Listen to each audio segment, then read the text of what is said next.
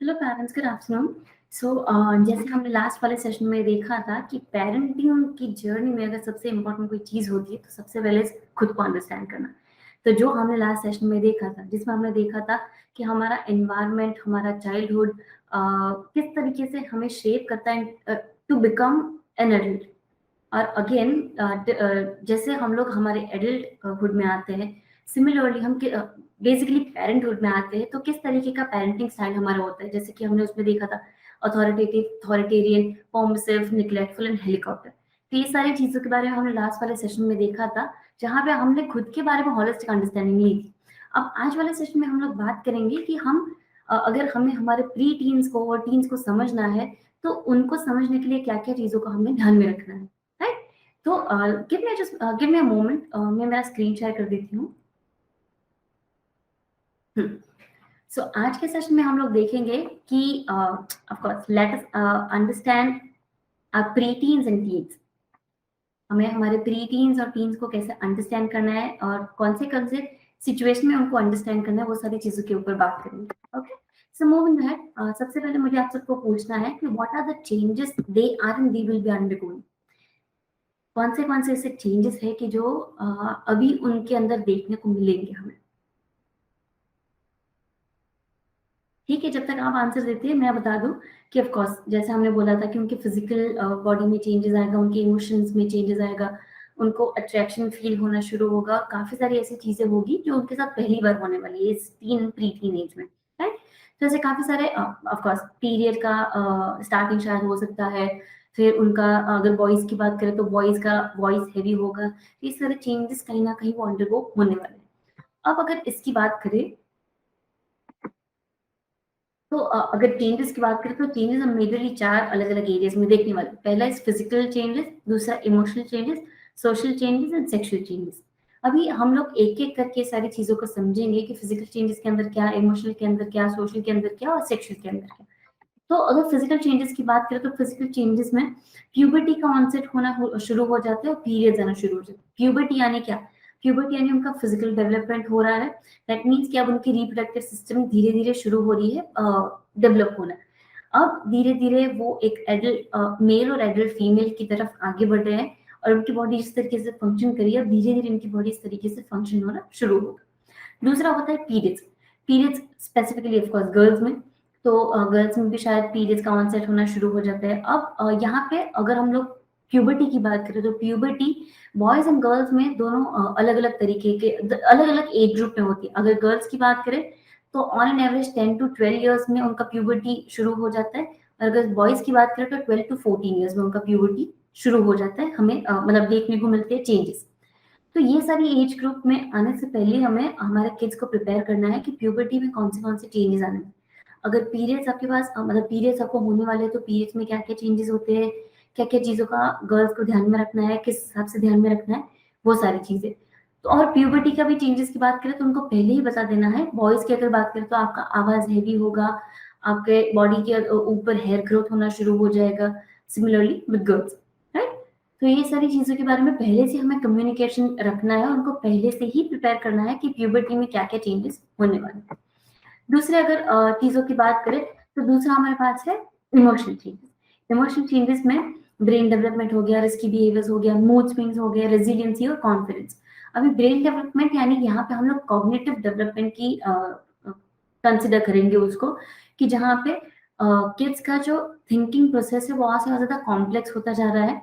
अब वो लॉजिकल चीजों को सोच सकते हैं, लॉजिकल स्टेप्स ले सकते हैं, और कोई भी प्रॉब्लम को अगर सॉल्व करना है तो किस तरीके से स्टेप बाय स्टेप अलग अलग चीजें फॉलो करनी है, वो सारी चीजें सोच सकेंगे, राइट? तो इन टर्म्स ऑफ कॉम्प्लेक्स थिंकिंग उनका ब्रेन डेवलपमेंट होगा और होने वाला है और हो रहा है एक्चुअली, राइट? दूसरा रिस्की बिहेवियर्स। शायद कभी कभी हमें उनको उनके अंदर देखने को मिलेगा कि उनको बहुत ज्यादा ऐसा थ्रिल मिले ना, वैसी सारी चीजें करने में बहुत ज्यादा मजा आता है। तो बहुत ज्यादा स्पीड में ड्राइव कर लिया, या तो फिर किसी दोस्तों के ऊपर प्रैंक कर लिया विच में turn out to be very very serious pranks, और उसका क्या कॉन्सिक्वेंसेस होगा वो सारी चीजें उनको मालूम नहीं है, राइट? तो रिस्की बिहेवियर्स उनके अंदर देखने को मिलेगा।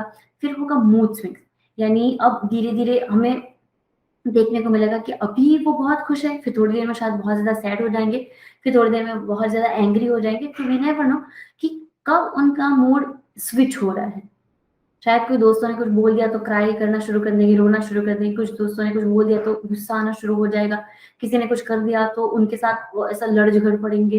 तो वी नेवर नो कि कब उनके मूड्स को क्या होने वाला है, राइट? तो मूड स्विंग्स बहुत ज़्यादा होंगे। दूसरा रेज़िलियंसी, अब धीरे-धीरे वो रेज़िलिएंट बनना शुरू करेंगे कि ठीक है, मेरे पास जो भी सिचुएशन है उसको कामली मुझे एक्सेप्ट करना है, कामली उसको देखना है और किस हिसाब से मैं उसको टैकल करता हूँ, टैकल करती हूँ, उस तरीके से वो आगे बढ़ेंगे। सो रेज़िलियंसी उनके अंदर बढ़ती जाएगी और किस तरीके से अगर कभी भी कोई दोस्तों ने कुछ बोल दिया तो बुरा नहीं लगाना है, बट उसको पॉज़िटिवली लेके किस तरीके से उनको समझाना है, राइट? ये चीज़। फिर आएगा कॉन्फिडेंस। अब कॉन्फिडेंस की बात करें तो जैसे ही उनके प्यूबर्टी के चेंजेस हो रहे हैं, अगर पहले से ही अवेयर होंगे, इवन इमोशनल चेंजेस के बारे में भी पहले से ही अवेयर होंगे और बाकी जितने भी चेंजेस उनकी बॉडी में होने वाले हैं या तो फिर एनवायरनमेंट में होने वाले हैं, उनके लिए अगर वो पहले से ही अ, अवेयर होंगे तो उनका कॉन्फिडेंस लेवल जो है वो ऑटोमेटिक बढ़ता जाएगा, राइट? तो उनको पहले से प्रिपेयर करना है इन टर्म्स ऑफ कोर्स उनको अवेयरनेस तो क्रिएट करवानी ही है, बट अल्टीमेटली वो कॉन्फिडेंट फील करेंगे कि ठीक है, अब मेरी लाइफ में ये सारे चेंजेस आने वाले हैं और मुझे मालूम है कि उनको मुझे किस तरीके से फेस करना है, राइट?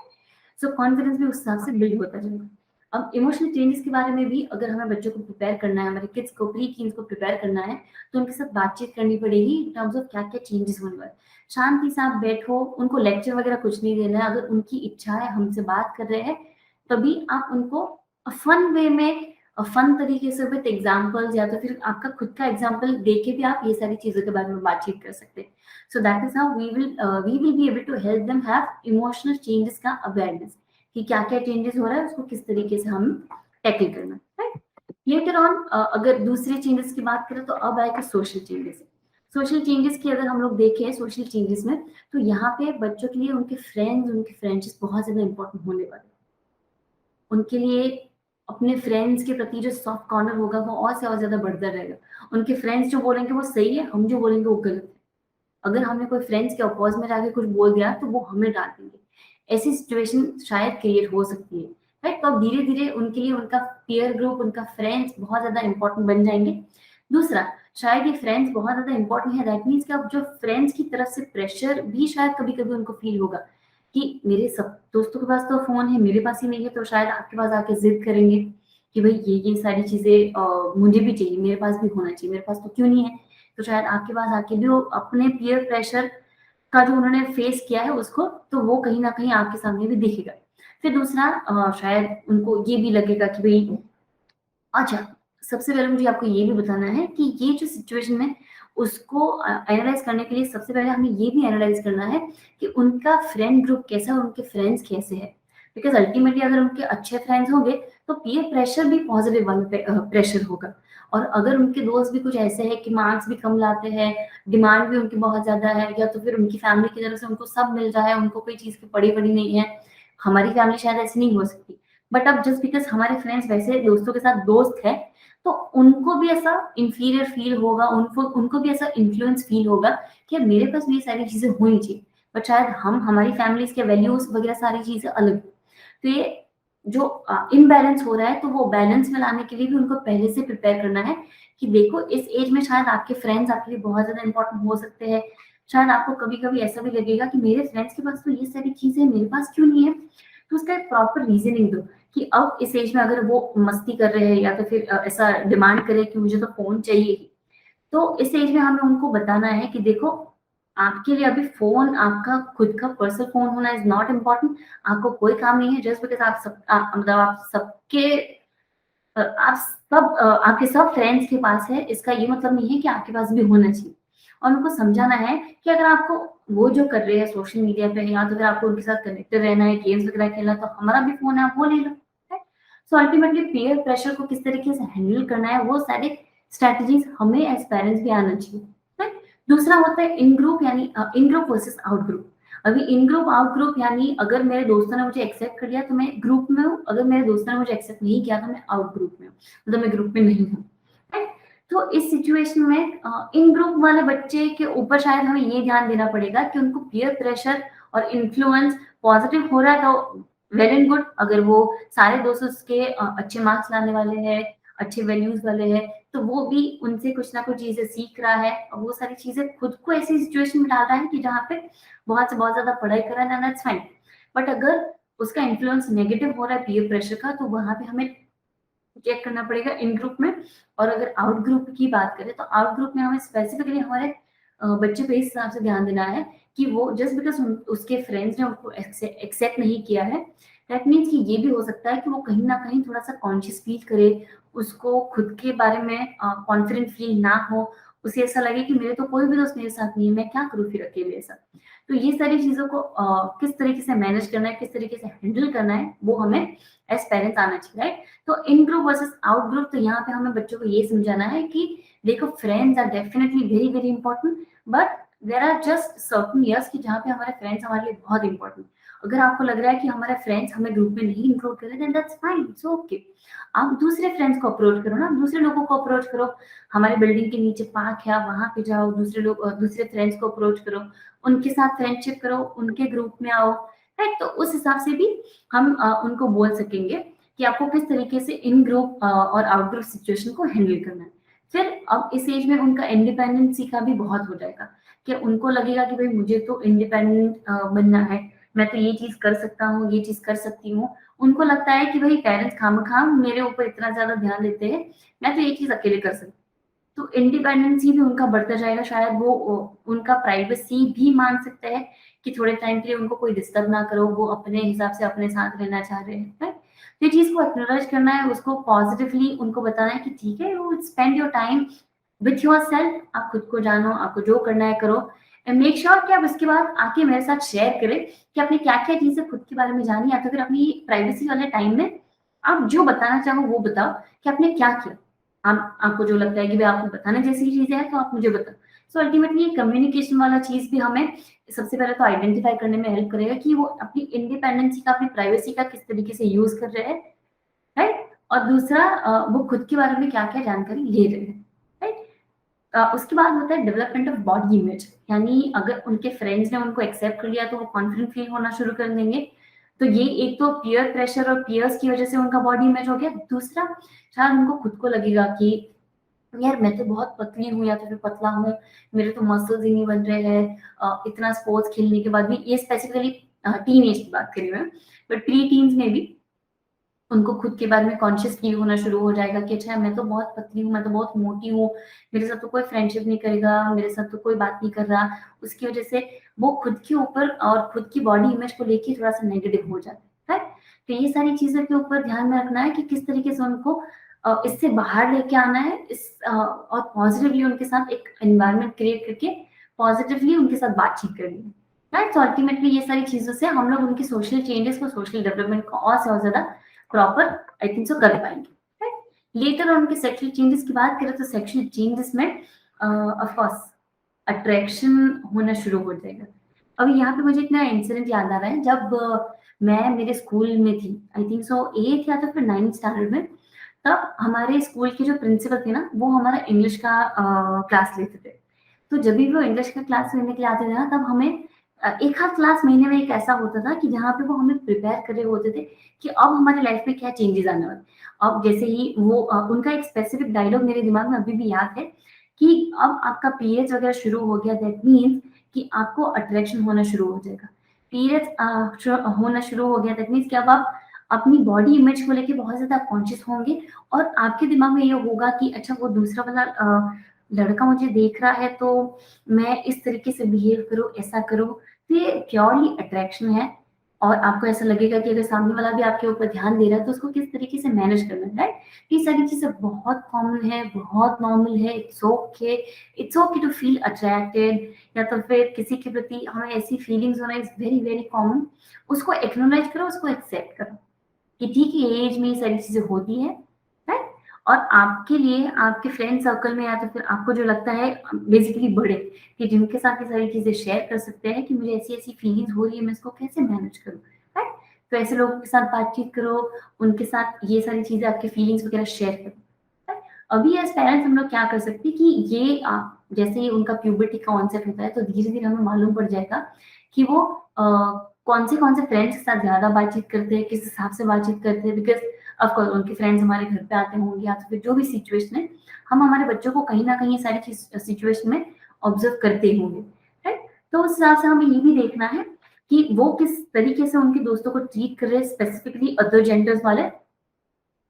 तो हमें उनमें फिर दिखेगा कि कौन-सा दोस्त शायद उनके लिए थोड़ा-सा स्पेशल हो सकता है। तो ये सिर्फ़ आइडेंटिफ़िकेशन करने के लिए, बट अल्टीमेटली एज़ पेरेंट्स हमें उनके साथ बातचीत करनी ये रहेगी कि अट्रैक्शन होना is very, very common, it's okay to feel ये सारे फीलिंग, बट प्लीज़ आपको ये चीज़ मेक श्योर करनी है कि अट्रैक्शन, अट्रैक्शन की तरफ ही रहे, इसका कभी भी इम्पैक्ट आपकी स्टडीज़ के ऊपर नहीं पड़ना चाहिए।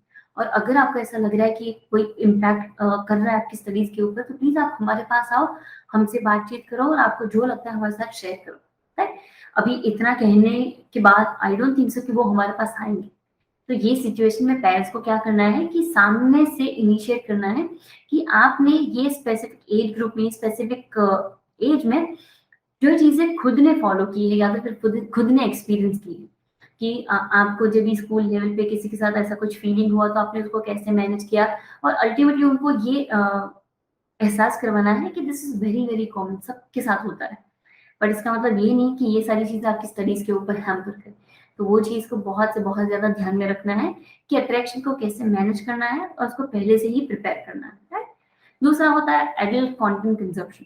अब शायद ये तो स्पेसिफिकली बॉयज़ के साथ हम लोग ज़्यादातर देख सकेंगे कि बॉयज़ अलग-अलग बॉयज़ के साथ फ्रेंड्स होते हैं, शायद उनके उनसे बड़ी एज ग्रुप के भी हो सकते हैं, जो उनको शायद कभी ऐसा एक्सपीरियंस दे कि जहाँ पे वो एडल्ट कंटेंट कंज़्यूम कर रहे हैं।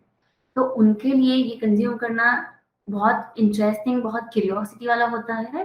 सो अल्टीमेटली उनको क्यूरियोसिटी है कि ये सारी चीज़ें क्या होंगी। तो उनसे पहले ही बात कर लो, पहले ही रूल्स एस्टेब्लिश कर लो कि ये सारी चीज़ें हमें नहीं देखनी है, बिकॉज़ अल्टीमेटली ये हमें रियलिटी की तरफ नहीं पर बहुत ज़्यादा फ़िक्शन और अनरियलिस्टिक चीज़ों की तरफ लेके जा रहा है। तो ये सारी चीज़ें मत ही देखें तो अच्छा है।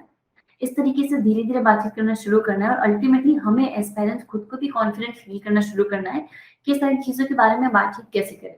अगर खुद बातचीत नहीं कर पा रहे हैं, तो उनके बड़े भाई-बहन हैं, उनकी हेल्प कर सकते हैं। अगर बड़े भाई-बहन नहीं है, तो उनके फ्रेंड्स की हेल्प कर सकते हैं। आई मीन हेल्प ले सकते हैं कि जो हमें लग रहा है कि शायद उनको हेल्प कर सके वैसी सिचुएशन में है, राइट? तो अल्टीमेटली सेक्सुअल चेंजेज़ में ये सारे बिहेवियर्स भी हमें देखने को मिलेंगे और उसको कैसे मैनेज करना है, किस तरीके से उसको लेके आगे बढ़ना है, ये सारी चीज़ें हमें देखनी है। Should we talk to them about periods in terms of मतलब यहाँ पे सिर्फ़ और सिर्फ़ ऐसा नहीं कि सिर्फ़ और सिर्फ़ गर्ल्स के साथ बात करनी है, but also with boys. Because boys को ये सारी इन्फॉर्मेशन होना is also very, very important. तो लेटर टीन एज के स्टार्टिंग में या तो फिर लेटर प्री टीन में हमें उस हिसाब से ऑफ कोर्स बात करनी है कि गर्ल्स की अगर बात करें, तो गर्ल्स के पास तो डेफिनिटली इन्फॉर्मेशन होगी। बट हमें बॉयज़ को क्यों बताना है? Because a lot of times शायद अपनी स्कूल में उन्होंने एक्सपीरियंस किया होगा या तो फिर अपने दोस्तों से सुना होगा कि गर्ल्स के साथ ऐसा-ऐसा सारी चीज़ें भी होती हैं। तो वो क्यूरियोसिटी क्या होता है, तो वो उनको हमें उनके जो भी व्हायज़ होते हैं कि ऐसा क्यों होता है, ये क्या हो रहा है, कैसे हो रहा है, तो ये सारी चीज़ों के बारे में अगर हम उनको पहले से ही प्रिपेयर कर देंगे, अवेयर कर देंगे, उनको प्रिपेयर करने की एक्चुअली ज़रूरत नहीं पड़ेगी। उनको सिर्फ़ इन्फॉर्मेशन हमें देना है कि आप एक होलिस्टिक अवेयरनेस क्रिएट करो कि गर्ल्स की लाइफ़ में क्या-क्या चेंजेज़ होते हैं, खुद की लाइफ़ में क्या-क्या चेंजेज़ होते हैं, right? So periods is definitely a very, very common phenomena. हम सब ने इवन हमारे बच्चों के साथ भी कभी शायद टीवी देखा होगा, तो टीवी पे कुछ ऐसी एडवर्टाइज़मेंट देखी होगी और उसके बाद शायद हमारे बच्चों ने हमें कुछ ऐसे क्वेश्चन्स पूछ लिए होंगे जिसकी वज़ह से हम बहुत ज़्यादा ऐसा क्या बोले कि एक ऑकवर्ड सिचुएशन में शायद आ लिए होंगे कि अच्छा मम्मा ये क्या था? ये हमने क्या देखा?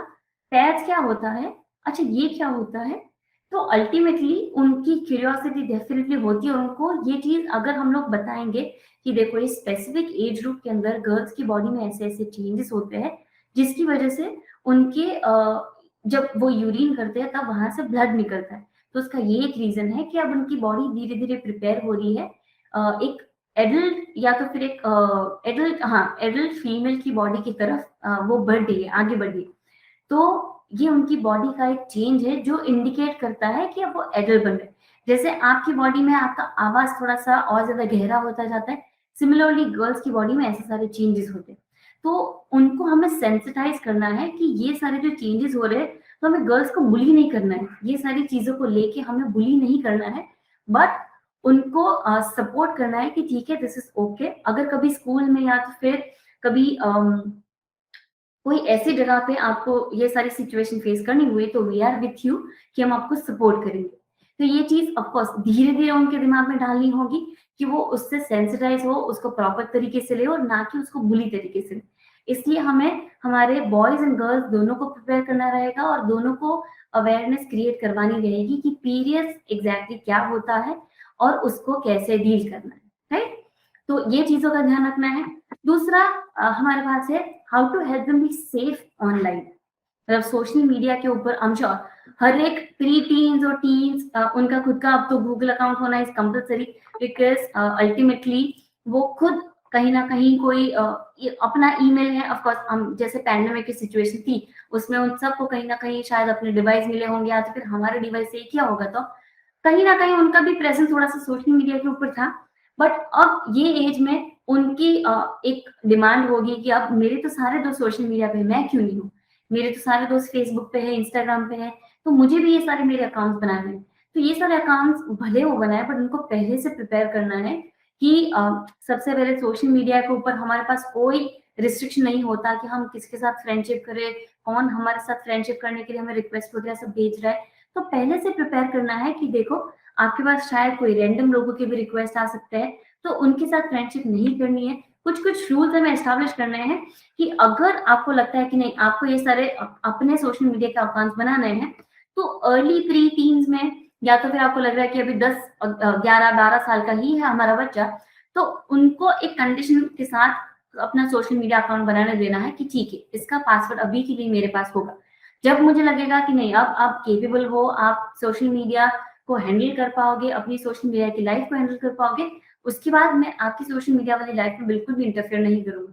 बट तब तक मेरे पास आपका सोशल मीडिया का पासवर्ड वगैरह सारी चीजें होनी चाहिए, या तो फिर आप मेरे ही डिवाइस में सारी चीजें ऑपरेट करोगे। तो ये कंडीशन हो गई। फिर धीरे धीरे हम उनको इसको कैसे यूज करना है उसके बारे में बताएंगे कि अगर हर एक सोशल मीडिया का अकाउंट है तो खुद का प्राइवेसी सेटिंग कैसे रखना है, खुद की इंफॉर्मेशन को प्राइवेट कैसे रखना है। बिकॉज बच्चों को हम लोग कुछ भी पूछेंगे सोशल मीडिया पे, किसी ने उसके साथ उनके साथ अच्छे से बात कर ली तो उनको कुछ भी पूछ ले फिर वो बता भी सकते हैं, वी नेवर नो। सो पहले ही उनको प्रिपेयर करना है कि कोई कितना भी अच्छे से बातचीत करे बट कुछ इन्फॉर्मेशन हमें प्रोवाइड नहीं करनी है तो नहीं ही करनी, राइट। कुछ लोगों के साथ कुछ लेवल तक का ही फ्रेंडशिप क्रिएट करना है, शायद हमारे सोशल मीडिया पे होंगे, दैट इज फाइन, बट उससे आगे हमारी पर्सनल डिटेल्स, हमारी पर्सनल इंफॉर्मेशन उनके पास नहीं जानी चाहिए। तो सबसे पहले एक तो सोशल मीडिया को एक प्राइवेट या तो फिर एक सेफ कैसे बनाना है, वो प्राइवेसी सेटिंग्स वगैरह सब सिखाना है। दूसरा रूल्स एस्टेब्लिश करने हैं जब तक हमें एक श्योरिटी नहीं होती कि वो अपना सोशल मीडिया का अकाउंट खुद से रिस्पॉन्सिबिलिटी उसको हैंडल कर पाएंगे, राइट। तो ये सारी चीजों के बाद उनको ऑफ कोर्स इतना तो वो रिस्पॉन्सिबल बन जाएगी कि अब उसको कैसे यूज करना है, कैसे मैनेज करना है, कैसे प्राइवेसी सेटिंग करने हैं, किस तरीके के रिप्रेजेंटेशन मुझे अपने सोशल मीडिया के ऊपर रखने हैं, right. So ultimately because I am sure कि हर पेरेंट्स का एक तो यही एम होता है कि हमारा बच्चा कहीं भी अगर है तो that should be a safe environment, social media should be safe for them, right. तो ये चीज हमें उनको पहले से प्रिपेयर करके बतानी है। अल्टीमेटली उनको प्रिपेयर करना है कि आपका डिवाइस मतलब आपका अकाउंट मेरे फोन में रहेगा और जब आप रिस्पॉन्सिबल हो जाओगे तब आपके फोन में आएगा, राइट। सो उस हिसाब से तो सोशल मीडिया के लिए भी हमें किस तरह तरीके से प्रिपेयर करना है वो हो गया। एंड लेटर ऑन अब इस एज में एक तो देखो सोशल मीडिया वाली चीजें हो गई, फिर होता है फिजिकल अट्रैक्शन वाला जो हमने देखा, सेक्सुअल डेवलपमेंट वाली जो चीजें देखी, इमोशनल चेंजेस वगैरह सब हमने देख लिया। दूसरा इसी एज में जो इम्पोर्टेंट चीज होती है दैट इज द करियर, उनका एजुकेशन।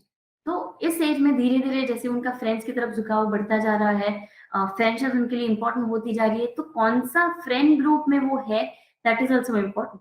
अगर वो बहुत ज्यादा फन वाला या तो फिर अभी के लिए बच्चों के लिए अगर बोलते ना कि बहुत ज्यादा चिल वाले उनके कुछ दोस्त हैं, तो शायद उनकी उनकी वजह से वो भी अपने स्टडीज के ऊपर ठीक से ध्यान नहीं दे पाएंगे। तो सबसे पहले उनको प्रिपेयर करना है, अवेयर करवाना है कि देखो आपके लिए आपके दोस्त ऑफ कोर्स इंपॉर्टेंट है बट साथ साथ ये भी इतना ही इम्पोर्टेंट है, आपका एजुकेशन भी इक्वल लेवल पे इम्पोर्टेंट है। तो उसको किस तरीके से हमें आगे लेके जाना है वो सारी चीजें। बट दूसरा चीज अब प्री टीन और टीन जैसे ही हमारा आ रहा है तो एज पेरेंट्स हमारा जो इन्वॉल्वमेंट है उनके एजुकेशन में वो उस तरीके से होना चाहिए कि उनको हम लोग शायद पढ़ाए नहीं भी पढ़ाए, दैट इज अगेन वो सिचुएशन के ऊपर डिपेंड करेगा। बट उनको हम लोग नई नई करियर्स के बारे में जानकारी दे, उनको कुछ भी अभी के लिए सिर्फ और सिर्फ उनको अलग अलग नई नई चीजों के बारे में इंफॉर्मेशन देनी, कि जो उनको फैसिनेट कर सके या तो फिर उनको क्यूरियस बना सके, कि वो खुद से वो चीजों के बारे में रिसर्च करें। फिर अल्टीमेटली हम उनको ऐसी अलग अलग चीज के बारे में बताएंगे तो वो खुद से जानकारी लेंगे, या तो फिर हम ही कभी कभी ऐसे कुछ टास्क वगैरह रख सकते हैं, कोई एक्टिविटीज वगैरह करवा सकते हैं, कि जहाँ पे उनको एक स्पेसिफिक करियर के बारे में बता दिया, अब उनको बोलता है कि आप इन्फॉर्मेशन गैदर करके आओ, आपको जो भी इन्फॉर्मेशन लेनी है या तो फिर आपको जो भी लगता है कि आप इसके बारे में रिसर्च करना चाह रहे हो वो आप रिसर्च करके आओ, फिर हम लोग उसको ठीक से बैठ के बातचीत करेंगे, डिस्कशन करेंगे, अंडरस्टैंड करेंगे, राइट। तो उस हिसाब से धीरे धीरे हमारे पास क्या क्या करियर ऑप्शंस अवेलेबल है। सी इस एज में हमको उनको लेक्चर नहीं देना है कि भाई आपको एज स्टैंडर्ड में इतने मार्क्स ही लाने हैं, इतने मार्क्स नहीं आए तो ये कर दूंगा, वो कर दूंगा, ये आपको मिलेगा, वो आपको मिलेगा। तो ऐसी ड्राइविंग वाली सिचुएशन में भी नहीं डालना है, और ऐसी सिचुएशन में भी नहीं डालना है कि वो फ्रस्ट्रेट होकर फिर पढ़ना ही छोड़ दे। अल्टीमेटली हमें उनकी क्यूरियोसिटी बिल्ड करनी है, सो दैट उसके लिए हम लोग को उनको अलग अलग क्या बताऊं कि अलग अलग करियर्स के बारे में उनको बताना है, थोड़ी थोड़ी इन्फॉर्मेशन कि वो क्यूरियस हो, राइट। फिर हमारा इन्वॉल्वमेंट बढ़ाना है इन टर्म्स ऑफ कि किस तरीके से वो खुद की स्टडीज मैनेज कर रहे हैं, हम उनको मैनेजमेंट वाला पार्ट सिखा रहे हैं उस हिसाब से। तो स्टडीज में सबसे इस एज में उनको serious banana would be a little difficult, वो हमारा टीन एज में होगा। बट अभी की एज में शायद ये हो सकता है कि वो नोटोरियस है या फिर अपने दोस्तों के साथ ज्यादा टाइम स्पेंड करते हैं, तो इस एज में उनको सिर्फ क्यूरियस बनाना है कि देखो आपके पास फ्यूचर में ऐसी ऐसी अलग अलग चीजें भी हो रही है, यू नेवर नो फिर आप क्या कौन सी लाइन में आगे जाओ। तो उनको कोई भी चीजों का फोर्स नहीं करना है, बस और बस क्यूरियोसिटी क्रिएट करनी है, एंड देन लेटर ऑन धीरे धीरे हमें आगे बढ़ना है कि हम लोग उनको किस तरीके से एक पाथवे प्रोवाइड करें to become a very responsible student in terms of getting education. तो ये सारी चीजों के ऊपर हमें ध्यान रखना है।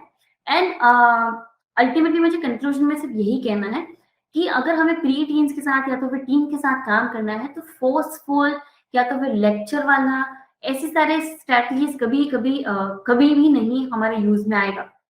वो उल्टा हमें नेगेटिवली ही इम्पैक्ट करेगा, हमें और हमारे बच्चे के जो रिलेशन है उसके ऊपर। तो अल्टीमेटली यहाँ पे हमें ध्यान रखना है कि उनके साथ हार्मोनियस रिलेशनशिप कैसे बिल्ड करना है, तो अलग अलग स्ट्रैटेजीज फॉलो करके, कि जहाँ पे हम उनको लेक्चर नहीं दे रहे हैं, उनके साथ एक डिस्कशन वाले सिचुएशन में, कि जहाँ पे हम मतलब हम भी उनके ओपिनियन ले रहे हैं और हम भी हमारे ओपिनियन उनको दे रहे हैं। सो अल्टीमेटली एक ओपन एनवायरनमेंट क्रिएट करना है कि जहाँ पे वो आके खुद का डिसीजन भी दे सके, और हमारा डिसीजन जो हम बता रहे हैं उसको क्रिटिकली इवेल्युएट करके एक्सेप्ट या तो फिर रिजेक्ट भी कर सके, राइट। सो अल्टीमेटली स्ट्रिक्ट होना है, बट इतना भी स्ट्रिक्ट नहीं कि वो लेक्चर और फोर्सफुल की तरफ आगे बढ़ जाए, बट स्ट्रिक्ट होना है इन terms of setting the rules. बाकी आई एम श्योर कि बाकी की सारी चीजें ऑटोमेटिकली होती जाएगी। ओके, तो thank you parents, see you on next Saturday. Thank you parents.